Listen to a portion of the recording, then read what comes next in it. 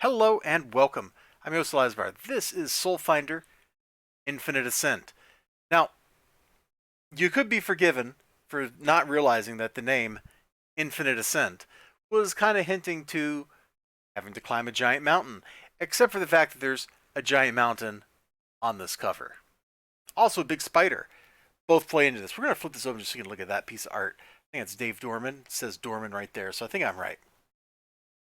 This book is staple bound. I'm sure there's like soft, square bound or hard cover versions of this, but this is what I got. I got it down at Bill County Comic Con. I tried to get away from Doug Ernst, his table, before he could just like shove a book in my hand, and it didn't happen. He just shoved a book in my hand. He's like, you need to take this. And so now I have it. And here I am. That was back in August. Here I am in December. Finally had time to sit down and read this big boy because there's a lot of pages in this son of a gun. And I'm not really sure where I want to start. I mean, we're going to flip through a lot of this, but I'm just going to go ahead and say I love that Matt Weldon art. Like, look at this helicopter in the background. That's not even Matt Weldon's specialty. I think his specialty is drawing really cool hair. But here we got a helicopter. Looks great. Looks great. Big cargo chopper. Probably, that's a Chinook, right? Yeah. I'll just pretend like I know that sort of thing. Let's just jump in here and start talking about the story a little bit. And I'm going to try not to spoil too much stuff, but some stuff is going to inevitably, there, I can English, inevitably get spoiled.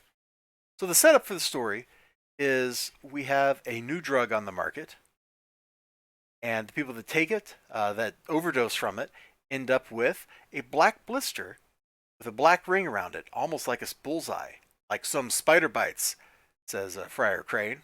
Father Crane. What is it? Hold on. What is his actual title? It says Father. Alright, we're going to roll with it. Father Crane. So here we are with the victim in the morgue. I don't know why the morgue is such a mess, but it is. And there's a lot of talking about this. The dead girl over here has a sister.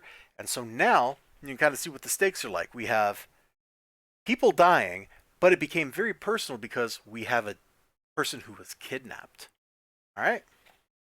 Of course, Father Ritter knows who the people are. He goes to see the parents, talks to them, and before you know it, we are off doing some top secret training. Boom, mountain climbing. See, Infinite Ascent, it all ties in. Now, this is a Soulfinder book, so I'm looking for the next page I want to show. You and I both know that there's going to be some shenanigans, right? And sure enough, they wrap up their training, they head out, they get to where they got to go, and here they are climbing the real mountain where this drug lord's secret lair is. The secret lair is like in an old Tibetan monastery up on top of this thing. There's another monastery beyond it that they keep hinting at. We're supposed to have a mystical portal or something, but people just go missing. So, one of the things I liked is that we have a very physical threat. This isn't all like in your mind kind of stuff. There's a very physical threat while they're climbing the mountain. This little devil spider here is coming down and chewing through their, safety gear. I really like that. The physical threat isn't just coming from the fact that this dude is a drug lord and he has like a mountain full of dudes waiting to machine gun everybody, but the spiritual is reaching down into the physical and making things manifest. Um, there's whatever happens on earth is preceded by events in heaven, like stuff like that. So it all kind of fits. It feels good, Feels good. I mean, it doesn't feel good for them, but it feels good for me, the reader. But that's not all there is. Because it's a Soulfinder book, you got to have a little spiritual stuff too. So here they are climbing the mountain and being spiritually attacked by the devil spider. And the dude realizes, by the Redder, as he's going through this, that these thoughts that he's hearing in his head aren't his own thoughts. And so that's like the signal for him to know, hey, I can resist this stuff. And so he does what you do. Prayer, little test of faith, and he wins. And our heroes eventually end up on top of the mountain. They find the girl. Look at that awesome looking Matt Weldon art, man. That face is just amazing looking. There's a lot there. They got to deal with the drug lord. I'm going back a page so you can kind of just see her propped up sitting there. And they encounter the drug lord. Shenanigans ensue.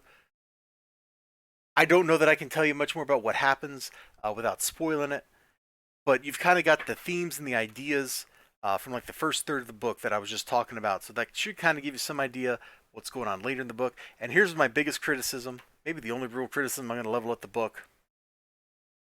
This is cover. It's like all those DC Black Label books, man. You open it, you read it one time, and this cover will never go flat again. I probably got to put like a big, gigantic, like old school dictionary on top of this thing to flatten it back out, you know? Them's the breaks. So that's Soulfinder Infinite Ascent. I had a good time reading it. I don't know what else to say. Like, I had a good time reading it. I enjoyed it. Good themes. Um, as somebody who's not Catholic, having to belt stuff out in Latin seems kind of strange to me because I don't really think that uh, the man upstairs really cares if you're speaking in Latin or English. He knows all of it. But hey, that's just me. You all take care of yourselves. You have a great day, great night, whatever you got going on. And yeah, I was just playing Phasmophobia, so that definitely kind of prepared me. It got me like in the mood. Soulfinder, Infinite Ascent. Take care. Bye bye.